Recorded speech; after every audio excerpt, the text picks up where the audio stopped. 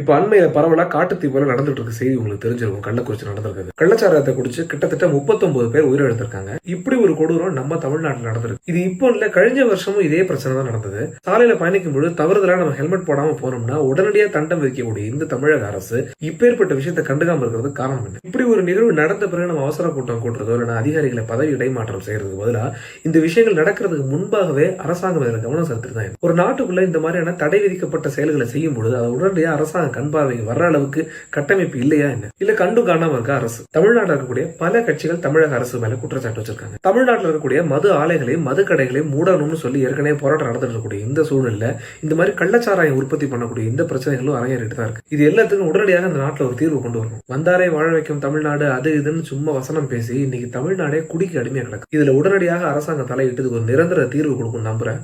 பார்ப்போம்.